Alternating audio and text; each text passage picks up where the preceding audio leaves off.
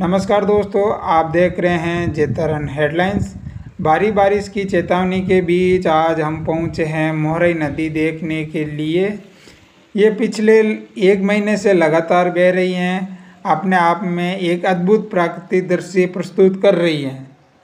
मोरई नदी की खासियत ये है कि ये 3 नदियों से बनकर यहाँ संगम होता है। यहाँ से 2 किलोमीटर दूर संगम होता है। तीनों नदियाँ एक नदी बनती हैं।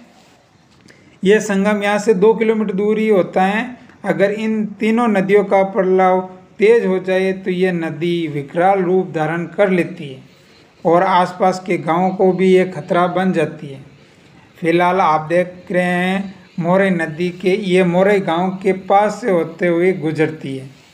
लगातार एक महीने से बहने के कारण आसपास के सभी कुएं भर चुके हैं और किसानों के लिए यह राहत की बात है।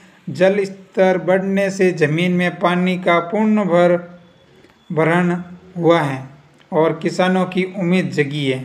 हालांकि पिछले एक महीने से बारिश नहीं हुई, जिसके चलते नदी की गति धीमी हो गई और मौसम विभाग ने अगले 48 घंटे में भारी बारिश की चेतावनी जारी की है। अगर बारिश होती है तो मोरई नदी का बहाव और तेज हो जाएगा और यह नदी फिर से उफान पर आ सकती है या तेज हो सकती है। किसानों के लिए यह नदी किसी जीवन रेखा से कम नहीं है। अगर आने वाले समय में यह अच्छी बारिश हो जाती है तो ये नदी तीनों नदियां मिलकर बहने लगती हैं और ये बहुत ही तेज हो जाती है और ज़मीन के जल स्तर को भी समृद्ध बनाती है। पिछले साल भी ये नदी लगभग 3-4 महीने बहती और मोरई नदी का इतिहास भी बहुत ही खास है। यह राजस्थान की एक पहली ऐसी नदी मानी जाती है जो 3 नदियों का संगम से बनती है।